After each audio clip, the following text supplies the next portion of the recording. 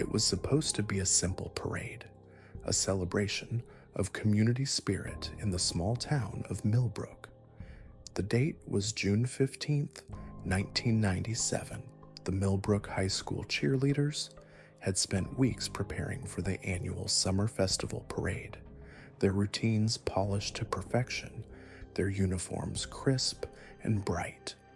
But as the sun set that evening, 5 young women would vanish without a trace, leaving behind only questions and a community torn apart by uncertainty. The cheerleaders were the pride of Millbrook, a tight-knit group of friends who had grown up together in this quiet corner of Vermont.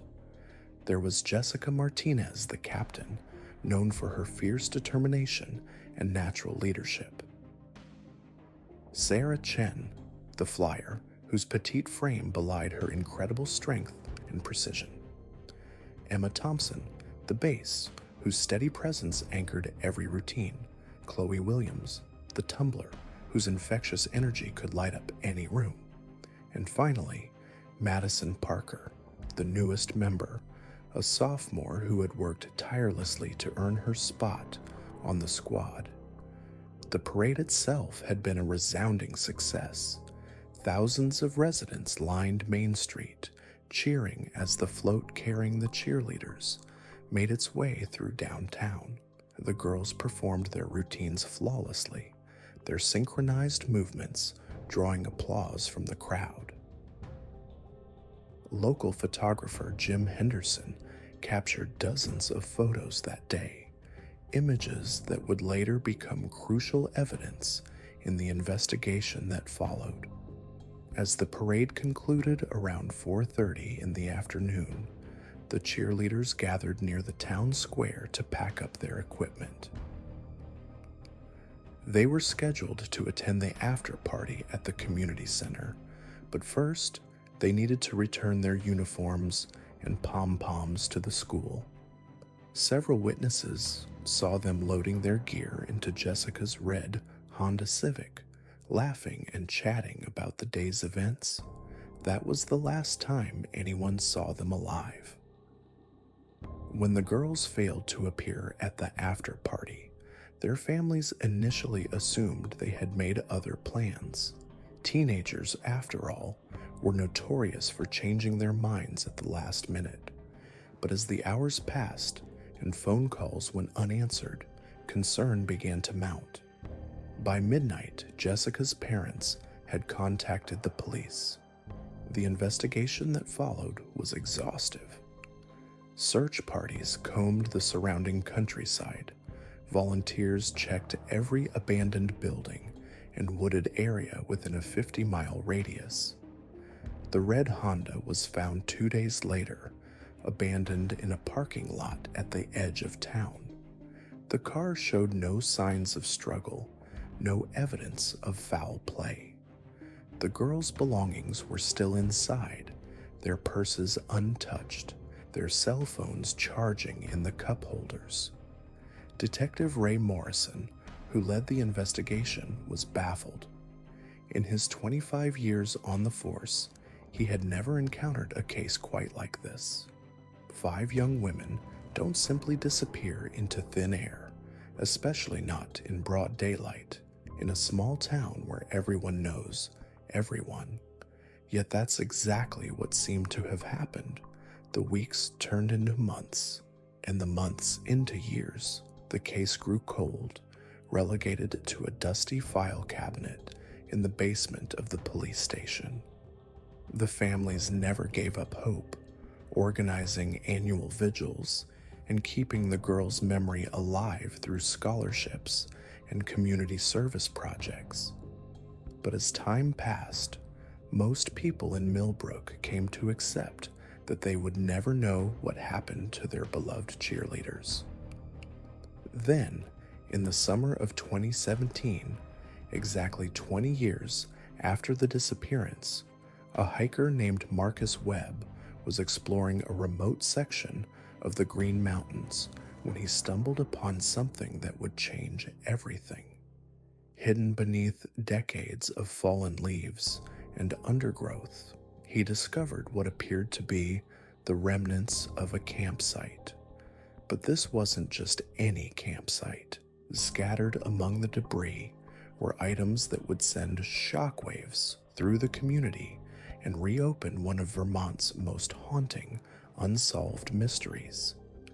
The discovery included a tattered piece of red and gold fabric, the unmistakable colors of the Millbrook High School cheerleading uniform, a silver charm bracelet with the initials JM etched into one of the pendants, a water bottle with the name Sarah written in faded marker, and most chilling of all, a small spiral notebook, its pages yellowed with age but still legible, containing what appeared to be a desperate plea for help written in a shaky hand. Marcus immediately contacted the authorities, and within hours the remote campsite was swarming with investigators. The Vermont State Police reopened the case, bringing in forensic experts and cold case specialists. The notebook was sent to the FBI's crime lab for analysis, and the handwriting was confirmed to match samples from Jessica Martinez's school assignments. The contents of the notebook painted a terrifying picture. The entries, dated over a period of several weeks following the disappearance, described being held captive by someone the girls referred to only as the collector. The writing revealed their growing desperation as they realized their situation was far more dire than they had initially understood. The final entry, dated July 3rd, 1997, was barely legible, the words scrawled in what appeared to be pencil that was running out of lead. As investigators processed the scene, they uncovered additional evidence that suggested the girls had been held at this remote location for an extended period.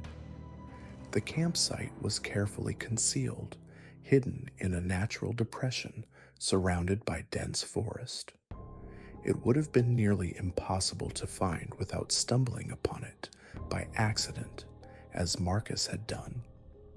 The location was more than 30 miles from where the Honda had been abandoned, accessible only by a network of old logging roads that few people knew existed. The forensic analysis revealed traces of DNA from all 5 girls, confirming that they had indeed been at this location. But the evidence also showed that they weren't alone. Mixed in with their DNA were samples from an unknown male, someone who wasn't in any law enforcement database. The investigation had suddenly taken on new urgency, and Detective Morrison, now nearing retirement, found himself thrust back into the case that had haunted him for 2 decades. The notebook entries revealed disturbing details about their captor. The girls described him as a man in his 40s or 50s, with graying hair and piercing blue eyes. He spoke with what Emma had noted as a slight accent, possibly Canadian. He seemed to know intimate details about their lives, their families, their daily routines. This wasn't a random abduction. This was someone who had been watching them, studying them, planning for months or even years. The most chilling aspect of the notebook was how it documented the girls' growing realization that they were never intended to be released. Their captor had constructed an elaborate fantasy in which they were part of his collection, precious objects to be preserved and protected. He spoke to them about his previous acquisitions, hinting at other young women who had become part of his collection over the years. As news of the discovery spread, the small town of Millbrook was once again thrust into the spotlight. The families of the missing cheerleaders found themselves reliving their worst nightmare, the wounds that had never fully healed torn open once more. But this time, there was something different. This time, there was evidence. This time, there was hope that they might finally get the answers they had been seeking for 20 years. The investigation expanded beyond Vermont's borders as detectives began looking into similar disappearances across New England. The pattern that emerged was disturbing. Over the past 30 years, dozens of young women had vanished under similar circumstances. Athletic, popular, seemingly perfect lives cut short without warning. Most of these cases had gone cold, filed away, and forgotten. But now, with the discovery of the campsite and the notebook, investigators began to wonder if they were dealing with something much larger than a single incident. The FBI's Behavioral Analysis Unit was brought in to create a profile of the suspect. They painted a picture of a highly organized individual, someone with extensive outdoor skills and intimate knowledge of the region's remote areas. He was likely a local, or at least someone who had spent significant time in the area. He was methodical, patient, and had probably been refining his methods for years. But perhaps the most disturbing aspect of the profile was the suggestion that he was still active. The campsite showed signs of recent use, with some items appearing to be only months old. The collector, as the girls had called him, might still be out there, still adding to his collection. As the investigation continued, more evidence began to surface. A second campsite was discovered 15 miles from the first, this one showing signs of more recent habitation. Trail cameras set up by hunters had captured blurry images of a figure moving through the forest, always careful to avoid showing his face. Local residents began coming forward with stories of strange encounters in the woods, sightings of a man who seemed to appear and disappear like a ghost. The breakthrough came when investigators discovered a connection between the abandoned Honda and a local mechanic named Robert Hawkins. Hawkins had worked on the car just weeks before the disappearance, and his work order showed that he had access to a spare key.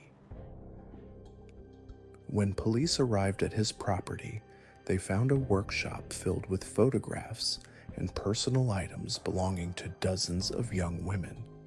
Some of the photos dated back decades, while others appeared to be recent. But Hawkins was gone, his property abandoned for what appeared to be several months. Neighbors reported seeing him loading a truck with supplies in the early spring, claiming he was going on an extended camping trip. He had never returned to Sub. The hunt for Robert Hawkins became a multi-state manhunt, with his photograph distributed to law enforcement agencies across the region.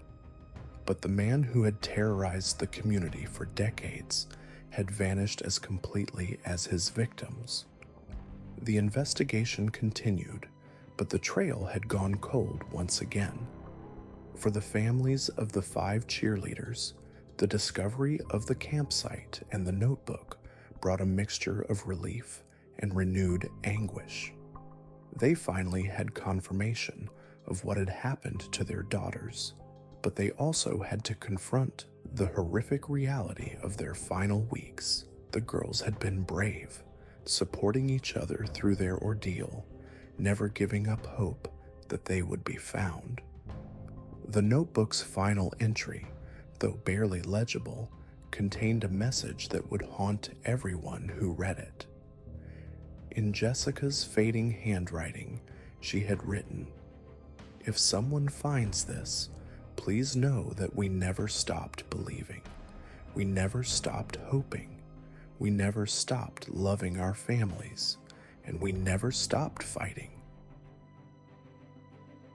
The investigation into the collector's network and his connection to the missing mechanic revealed a chilling pattern that stretched far beyond the Green Mountains. Detective Morrison and her team discovered that the campsites weren't random hiding spots, but strategic locations positioned along hiking trails frequented by young people. Each site contained evidence of prolonged surveillance, with detailed notes about hikers' routines and schedules. The photographs found in the mechanic's garage weren't just trophies, they were intelligence files. Each image was labeled with dates, times, and personal information about the subjects. The women in the photos ranged in age from 16 to 25, all sharing similar physical characteristics: dark hair, athletic builds, and most disturbingly, all had been reported missing over the past 3 years across multiple states.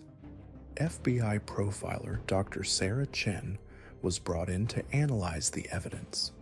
Her assessment painted a disturbing picture of a sophisticated operation.